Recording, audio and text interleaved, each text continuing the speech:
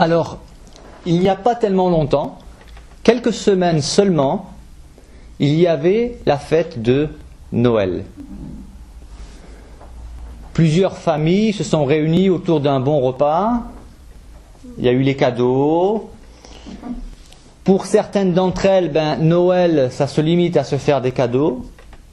Et pour d'autres, les familles qui sont croyantes, c'est aussi une occasion, surtout l'occasion de célébrer, de rappeler la naissance du Sauveur. Pendant cette période de fête, les cœurs sont en émoi, il y a de l'excitation, il y a de la joie. C'est bien. Mais après, ensuite, pour chacun d'entre nous, cette fête était là pour nous rappeler la naissance de Jésus, le Sauveur, qui est venu pour nous sauver de nos péchés. Nous avions parlé du sens de la fête de Noël. Le temps est passé, et que faisons-nous aujourd'hui? Où en sommes-nous? Alors, j'aimerais aborder un point, une idée, une pensée concernant l'opinion. Et pas seulement une opinion, mais diverses opinions concernant Jésus. Beaucoup de personnes ont, selon leurs connaissances, leur intérêt, leur culture, une opinion sur tout, sur rien, sur la politique, sur la religion.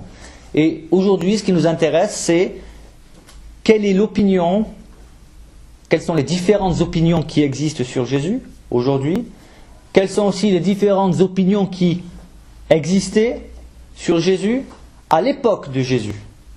Et pour terminer, quelle opinion avons-nous nous-mêmes sur Jésus? Chacun d'entre nous. Alors, aujourd'hui, concernant Jésus, si nous ferions un sondage, si nous faisions un sondage, là-bas, il y a une place. Monsieur Frick, Là, voilà, je vais vous installer. Donc si j'allais aujourd'hui dans la rue faire un sondage, demander qui est Jésus pour vous, parmi les différentes réponses que j'ai déjà pu entendre, ou que nous pourrions entendre encore aujourd'hui, certains diraient que Jésus était un homme bon. Cela s'arrête là. D'autres diraient que c'était un révolutionnaire. Il y en a même qui sont allés jusqu'à dire que Jésus était le premier communiste. D'autres encore, avec l'image de Jésus aux cheveux longs avec une longue barbe, diraient que c'était un hippie. D'autres encore pourraient dire que c'était un fou. D'autres diraient que c'était un escroc. Il a menti, c'était un trompeur. Ce qu'il faisait n'était ni plus ni moins que des tours de passe-passe. On dirait aujourd'hui un illusionniste. Pour d'autres, c'était un personnage imaginaire qui a été inventé de toutes pièces par l'Église. Pour d'autres personnes, notamment des croyants, Jésus est reconnu comme un prophète, notamment parmi les musulmans. Mais un prophète parmi tant d'autres. Ceux qui sont amateurs de sagesse, d'ésotérisme, de religion orientale, pourraient dire que Jésus était un sage. Il a dit des paroles sages. D'autres encore diraient que c'était un guérisseur. Ou encore un pauvre homme qui a terminé cloué sur une croix misérablement entre deux brigands. Il a voulu faire le bien, mais notre monde, voilà, l'a amené à la croix sans qu'il comprenne véritablement pourquoi. Quel est le sens de la croix? Mais voilà, les pensées que nous pourrions rencontrer aujourd'hui, que certains ont.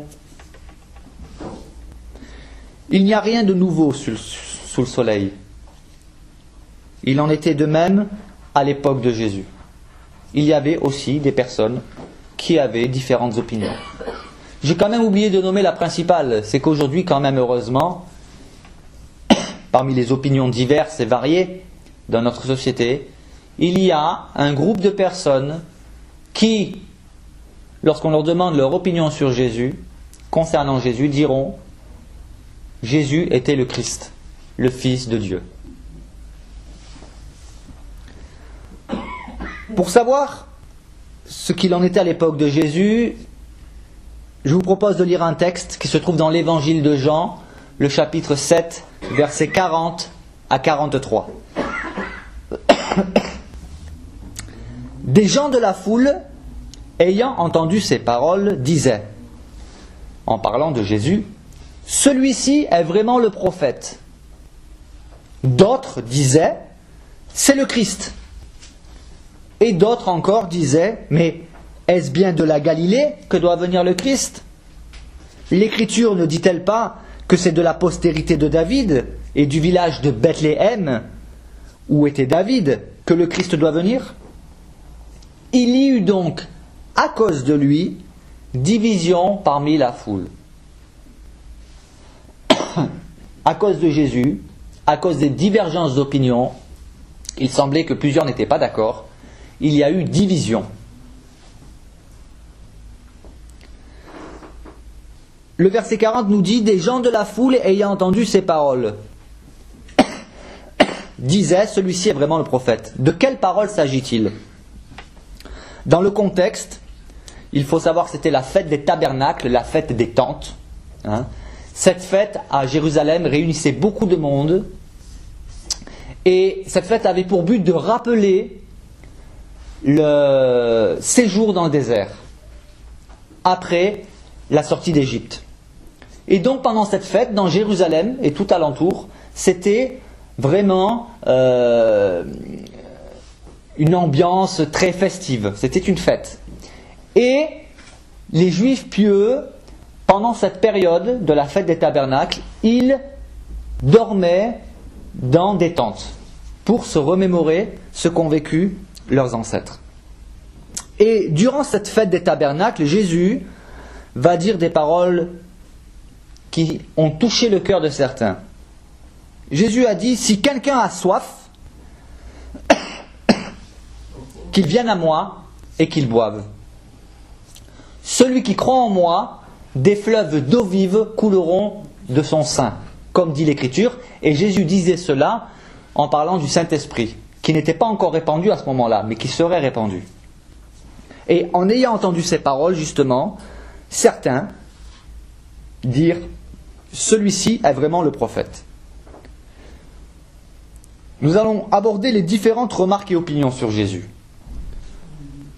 Qui était ce prophète dont parlaient certains, en disant celui-ci est vraiment le prophète? En fait, il faisait référence, les Juifs de l'époque connaissaient dans le livre du Deutéronome cette parole de Dieu adressée à Moïse et qui disait, donc Dieu disait à Moïse, je susciterai un prophète comme toi d'entre le peuple et je mettrai mes paroles dans sa bouche et il annoncera mes paroles fidèlement et vous devrez l'écouter. Les Juifs pieux, certains, avaient encore en mémoire cette promesse. Et ils n'avaient pas identifié cette promesse comme concernant le Christ. Ils pensaient que c'était un prophète qui devancerait, qui précéderait le Christ. Et donc certains ont reconnu en Jésus, en disant celui-ci est vraiment le prophète, sous-entendu celui qui doit précéder la venue du Christ. D'autres, en revanche, voyaient dans ce texte, et là c'est la véritable interprétation de ce texte, que ce texte parlait du Messie. C'est la raison pour laquelle certains ont dit c'est le Christ. Mais revenons-en à ce prophète. Celui-ci est vraiment le prophète. Parmi les musulmans, Jésus est reconnu comme un prophète. Mais cela s'arrête là. Pourtant, Jésus est le seul prophète, le seul être sur terre à n'avoir jamais péché. Il est le seul qui a eu une naissance tout à fait extraordinaire. Adam et Ève ne sont pas comparables, ils n'ont pas eu une naissance, ils ne sont pas sortis d'un ventre d'une femme. Ils ont été créés adultes. Mais Jésus est sorti du ventre d'une femme, de Marie, sachant qu'il n'avait pas de père terrestre. Jésus était sans péché. Jésus a été le seul capable d'affronter le malin en face à face dans le désert. Jésus a guéri toute maladie. Jésus a ressuscité des morts. Jésus n'a fait que aimer. Et Jésus s'est donné volontairement, a accepté de mourir volontairement, lui, le juste, le parfait, à la place des coupables. Donc Jésus n'est pas simplement un prophète.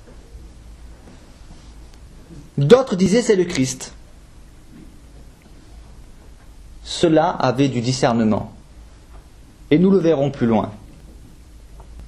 Mais en entendant ces paroles, celui-ci est le Christ, d'autres qui pensaient savoir, et vous avez aujourd'hui des personnes qui pensent savoir, qui pensent connaître. Vous leur parlez de la Bible, ils disent « La Bible, je l'ai déjà lue ». Ils l'ont lue une fois dans leur vie, peut-être, même pas sûr. Et ils pensent que du fait d'avoir lu la Bible une fois, ça suffit. Non, la Bible est un livre inépuisable.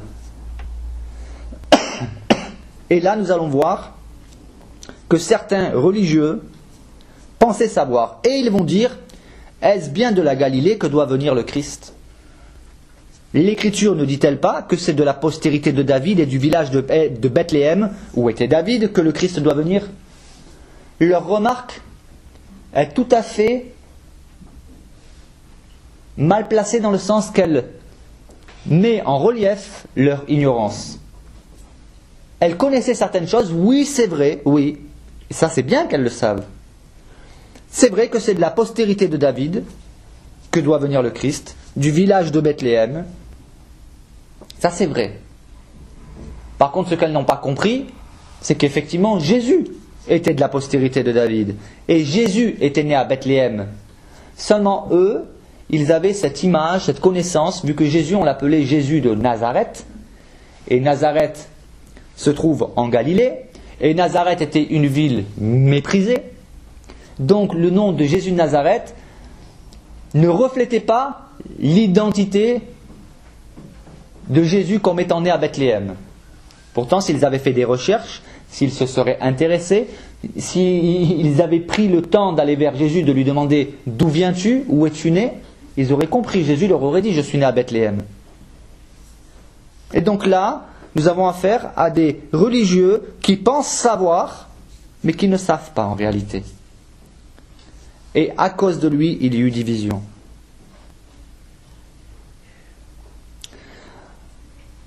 Dans le même évangile de Jean, au chapitre 7, verset 12, certains avaient dit de Jésus, c'est un homme de bien. Et d'autres disaient, non, non, il égare la multitude. D'autres encore lui dirent à Jésus, tu as un démon. Et d'autres encore dirent, le Christ, quand il viendra, fera-t-il plus de miracles que n'en a fait celui-ci ? Donc, certains étaient interrogatifs. Il est important que chacun d'entre nous ayons une opinion, une conviction qui soit juste et non erronée.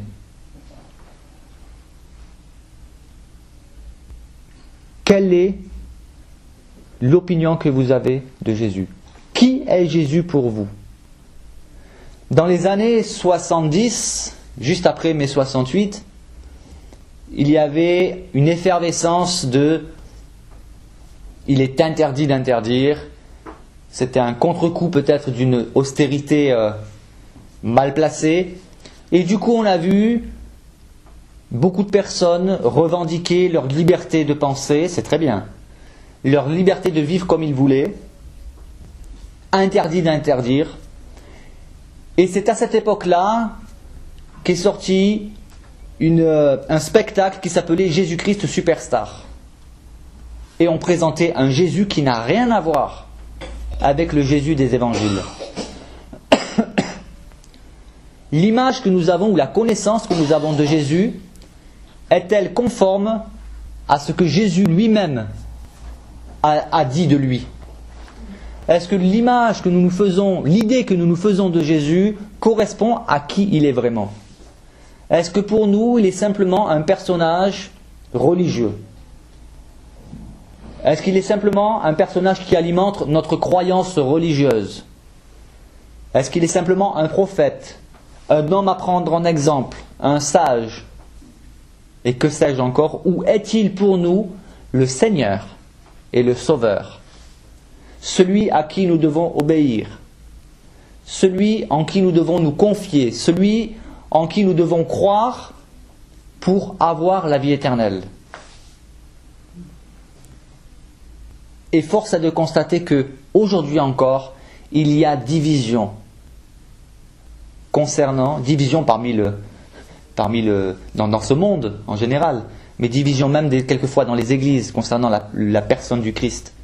Certains voient en Jésus quelqu'un qui accepte tout. Dieu est amour, Jésus est amour, vous pouvez faire ce que vous voulez, il vous pardonne d'office. Non.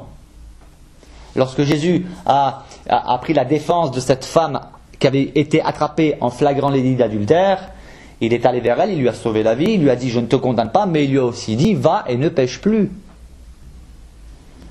Faisons attention de ne pas nous inventer un Jésus à notre image selon notre conception.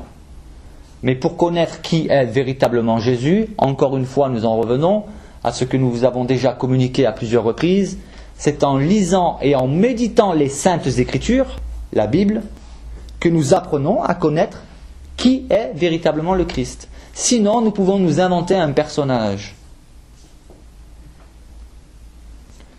Donc, pour conclure, il est important que nous nous fassions, que chacun individuellement se fasse sa propre opinion.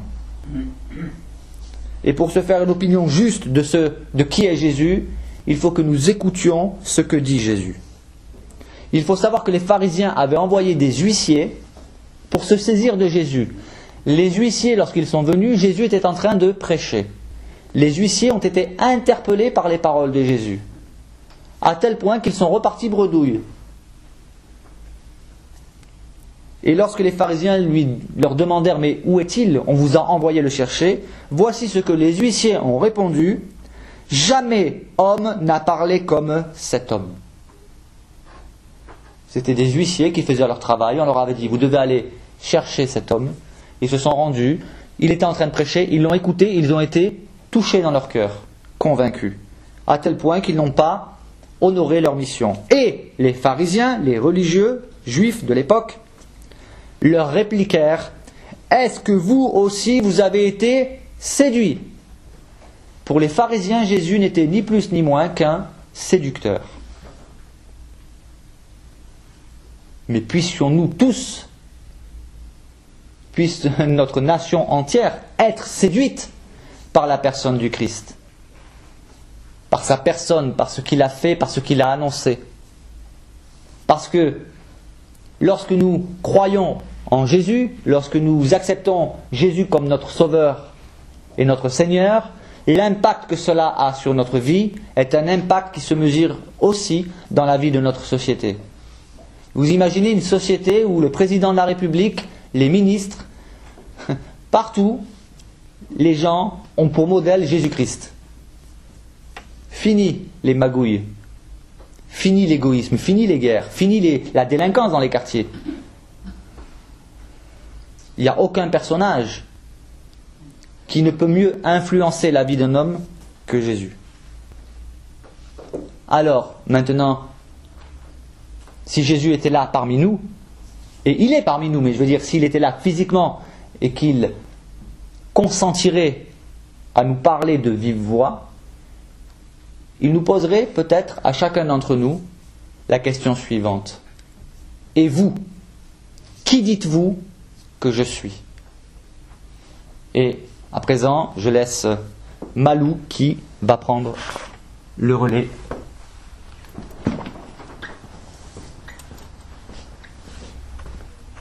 En effet, Jésus a posé cette question : qui dit-on que je suis, moi, le Fils de l'homme ? Alors ils ont répondu comme William vient de le dire, les uns disent que tu es Jean-Baptiste, les autres Élie, les autres Jérémie ou l'un des prophètes. Et vous, qui dites-vous que je suis ? Simon-Pierre, notre cher Pierre, l'apôtre, lui dit : tu es le Christ, le Fils de Dieu vivant. Jésus dit : oui, tu as bien répondu. Et ce n'est pas de tes pensées que tu as sorti cette connaissance. C'est mon Père qui est dans les cieux qui te l'a révélé. Ce sont les pensées de Dieu, ce ne sont pas les pensées de l'homme et de toi. Et tu es Pierre, tu es la première petite pierre qui formera mon Église plus tard, qui a reconnu que je suis le Christ, le Fils du Dieu vivant. Immédiatement, dès lors, Jésus commence à faire connaître à ses disciples qu'il fallait qu'il aille à Jérusalem. Pourquoi? Qu'il soit rejeté de la part des anciens, des principaux sacrificateurs, des scribes, qu'il soit mis à mort. Il annonce la croix, et qu'il ressuscite le 3e jour. Voilà le programme révélé à Pierre et aux autres. Donc, qu'il doit mourir, être crucifié, ressuscité. Oh, Pierre, toujours impulsif, toujours le premier à parler. Il prend Jésus à part, il lui dit, oh, jamais de la vie, ça va pas t'arriver, jamais une chose pareille. Et Jésus, violemment, lui dit, arrière de moi, Satan, parce que derrière Pierre, l'ennemi qui veut surtout pas que le salut soit assuré par Jésus, a parlé par la bouche de bœuf, surtout retenir Jésus de la croix. Parce que c'était la croix qui était profilée là, et humainement, ce cher Pierre qui aimait vraiment, il avait un profond amour pour Jésus. Il ne voulait surtout pas que ça lui arrive. Voilà, donc, le premier acte pour Pierre. Donc, cette crucifixion, cette mort annoncée. 6 jours après, un tout autre scénario. Jésus prend avec lui Pierre, Jacques et Jean. C'était le trio des intimes de Jésus, Pierre, Jacques et Jean. Nous les retrouverons à travers tous les évangiles, toujours près de Jésus. Donc, Jésus les emmène sur une haute montagne, on pense que c'est l'Hermon. Il se met en prière, et pendant qu'il prie, son visage se transforme, devient éblouissant de lumière, ses habits sont tellement blancs qu'on ne peut pas les regarder, tellement ils sont... C'est de la lumière. Il est lumière. Il est transfiguré devant eux. Et à côté de Jésus, qui voit-il? Moïse et Élie, les 2 grands prophètes de l'Ancien Testament. Moïse et Élie, qui sont là, et ils parlent avec Jésus de son prochain départ. Ils disent départ, donc, de Jérusalem. Donc, de la crucifixion et de la résurrection. Mais ça, les apôtres ne le savent pas. Ils ne savent pas qu'il s'agit de cela lorsque Moïse et Élie parlent du départ de Jésus de Jérusalem. Pierre, encore une fois, le bon cœur, crie « Oh Jésus, oh qu'il fait bon ici, on devrait rester là. Je vais faire 3 tentes, une pour toi, une pour Moïse et une pour Élie. » Il ne savait pas ce qu'il disait, c'était vraiment pour parler, pour ne rien dire.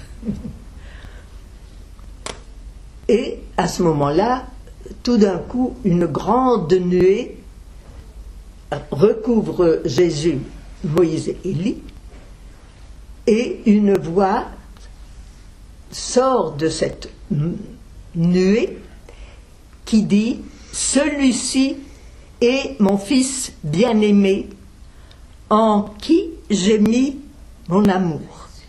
Écoutez-le. » Ils sont terrorisés quand ils entendent cette voix, la voix de Dieu. Terrorisés, ils tombent sur leur face, se prosternent. Jésus les touche et leur dit « N'ayez pas peur, levez-vous. » Ils se lèvent, ils n'osent presque pas. Et ils ne voient que Jésus seul. Et Jésus leur dit « Ne parlez pas de ce que vous venez de voir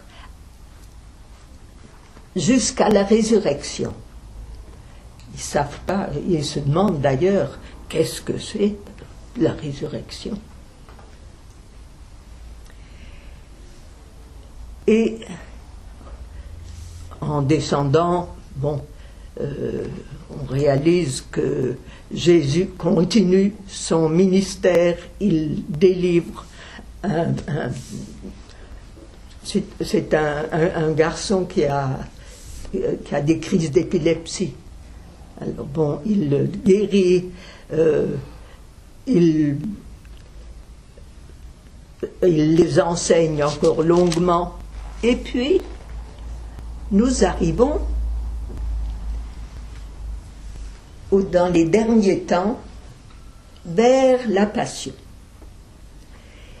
Et là, nous arrivons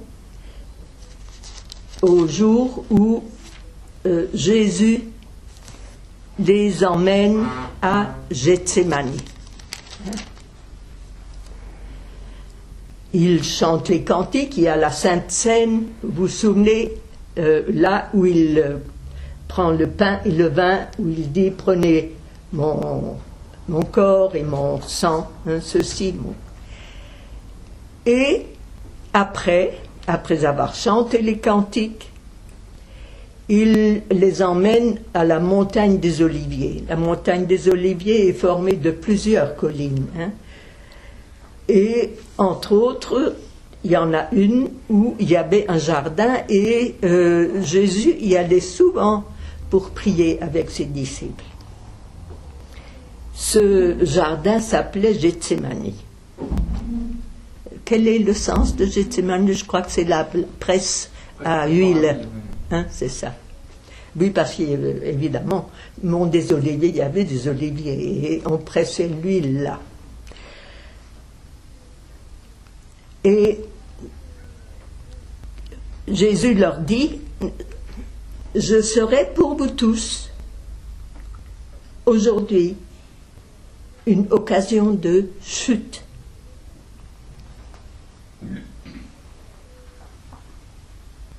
Et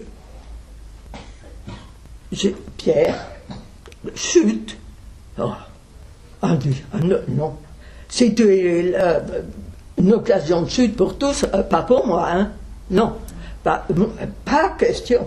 Moi, non, chuter, pas question. Quand il me faudrait mourir avec toi, je mourrai. Jésus dit, je te le dis, cette nuit même, avant que le coq chante, tu m'auras renié 3 fois. Vous connaissez tous le reniement de Pierre. Mais Pierre, évidemment, dit non. Il n'est pas question que je te renie. Et oui, je suis prêt à mourir avec toi. Donc, les voilà dans le jardin. Et Jésus leur dit aux autres, à la grande troupe des disciples, asseyez-vous pendant que je vais prier, mais il emmène de nouveau les trois. Le voilà de nouveau avec Pierre, Jacques et Jean. Et il leur dit, veillez et priez avec moi. Il s'éloigne de quelques pas, il se jette sur sa face, et vous connaissez cette prière terrible de Jésus, qui dit au Père, si vraiment cette coupe ne peut pas s'éloigner de moi, que ta volonté soit faite et non la mienne. Il va vers les disciples et ils dorment. Il leur avait dit, veillez et priez. Et ils dorment. Alors il dit, Pierre, Simon, alors tu ne peux pas veiller 1 heure avec moi? Là, il ne répond pas. Et donc, à 3 fois, il fait la même prière et 3 fois, il les trouve endormis. Pierre avec les autres. Et la suite, nous la connaissons. Jésus arrêté. Et nous arrivons dans la cour du souverain sacrificateur, Caïphe. Et une fois qu'il est arrêté, les disciples se sauvent, mais il est écrit, Pierre le suivit de loin. Tout de même, il veut tout de même voir ce qui va se passer. Peut-être qu'à la fin, il pourra tout de même se sauver. Bon. Les soldats sont là, autour d'un feu, ils s'assoient avec eux, ils se chauffent avec eux. Et puis il y a une servante qui passe qui dit, non, mais tu étais avec lui, toi. Oh non, dit-il. Et puis il va plus loin, elle va plus loin, et puis il y a une autre servante qui dit, je l'ai vu avec lui. Oh non, dit-il, je ne sais pas de quoi tu parles. Et puis, il y a un homme qui dit, mais tu parles galiléen, tu es de Galilée, toi, tu étais aussi avec lui. Alors là, il jure qu'il ne le connaît pas, qu'il ne l'a jamais vu. Et à ce moment-là, le coq chante. Jésus se retourne et le regarde. Et Pierre se souvient que Jésus le lui avait dit. Et il sort, et je ne peux pas le dire sans pleurer aussi. Il pleure amèrement. Il a passé par un chemin terrible de repentance. Ça a été vraiment une expérience terrible, mais qu'il devait traverser. Nous allons voir pourquoi. Donc voilà, et Jésus crucifié, et nous arrivons à la résurrection. Et Jésus ressuscité leur apparaît plusieurs fois, et quand il apparaît pour la première fois à Marie dans le jardin, il dit allez dire à Pierre, et il est toujours nommé en premier parce qu'il est vraiment celui qui devra conduire l'Église et ses amis, enfin les amis de Jésus. Et là, pour la dernière fois. Ils sont au bord du lac de Tibériade, tous, ils l'ont vu ressusciter. Il y a eu l'épisode de Thomas qui a touché ses plaies pour être sûr, parce qu'il doutait. Et là, il leur offre même un repas, il leur fait griller des poissons. Et c'est Jean, là, qui est là, on dit l'apôtre bien-aimé, qui était le plus proche affectivement de Jésus, qui dit, c'est le Seigneur. Oui. Et là, alors, ils se réjouissent ensemble, ils mangent ensemble, et Jésus prend Pierre à part. Et il lui dit, m'aimes-tu plus que les autres? C'est-à-dire, est-ce que toi, tu m'aimes le plus de tous ceux-là? Et m'aimes-tu plus que tu n'aimes les autres? Et Pierre, qui a maintenant, à travers son reniement, et appris l'humilité. Il a appris à se connaître lui-même, dans sa faiblesse, et combien il se sentait loin de ce qu'il aurait dû être vis-à-vis de Jésus. Alors Jésus lui dit, oui, donc, m'aimes-tu plus que cela? Et Pierre, on a l'impression qu'il baisse la tête, il dit, oui, mais il n'ose pas dire je t'aime vraiment, intensément. Il dit je t'aime bien. C'est le terme d'une affection humaine. Bon, eh bien, paie mes agneaux, le berger, paître, paie mes agneaux. La deuxième fois, Pierre, m'aimes-tu? Mais il lui dit fils de Jonas, donc homme, le Simon,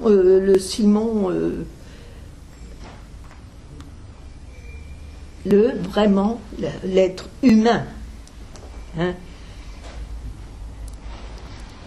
Et Jésus dit, Pierre dit, ben, tu sais toutes choses, tu sais que je t'aime. Eh bien, paie mes brebis. Deuxième envoi. Et puis, pour la troisième fois, Pierre, m'aimes-tu? Et là, puisque c'est la troisième fois, Pierre pense à son triple reniement. Et il dit oui. Tu sais toutes choses et tu sais vraiment que je t'aime. Et Jésus lui dit, eh oui, paie mes brebis. Quand tu étais jeune, eh ben tu mettais ta ceinture, tu allais où tu voulais. Mais quand tu seras vieux, comme nous, je ne pense pas qu'il soit devenu aussi vieux que nous. À l'époque, on mourait beaucoup plus jeune.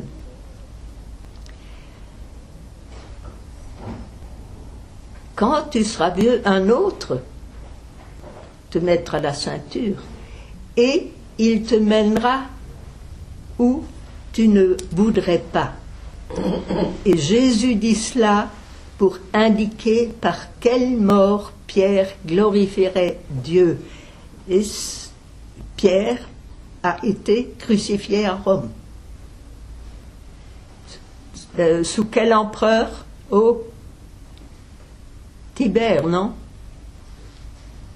Ça. Ou déjà sous Néron. Ouais, c'est la tradition. Néron, C'est déjà sous Néron. Oui, oui, oui. quand il y a eu la grande Oui, persécution. oui, quand il y a eu la grande persécution. Oui, oui. Donc, Jésus lui prédit sa mort. Mais, dont dit-il, il glorifiera Jésus, le Père, à travers cette mort. Il sera glorifié.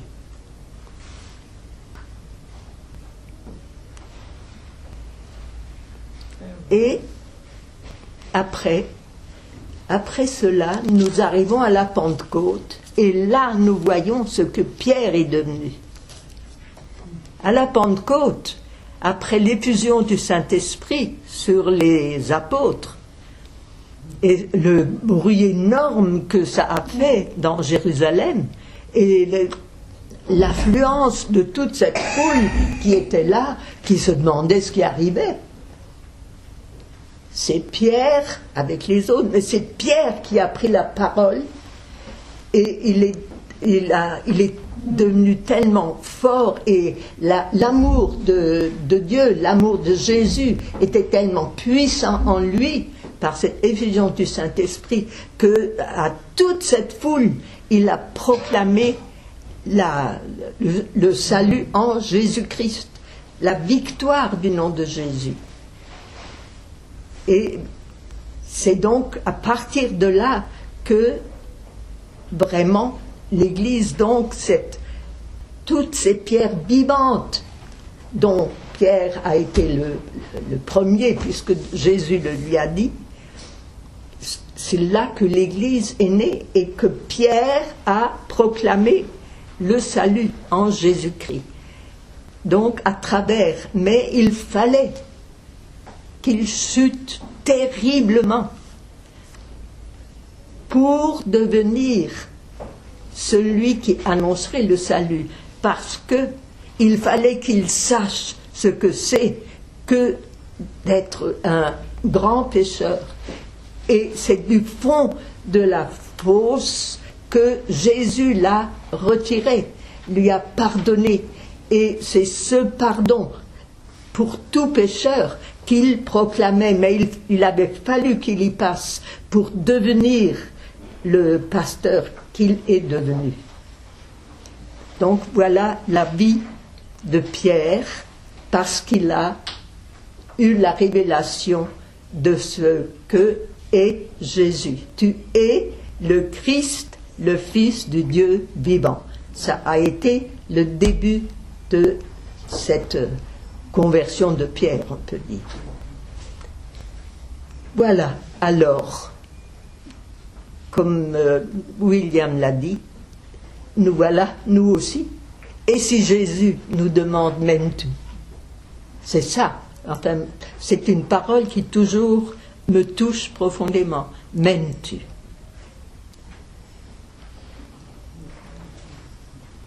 À chacun, la question reste posée et chacun doit répondre selon son cœur et la vérité de son cœur. Voilà. Moi, je dois y aller.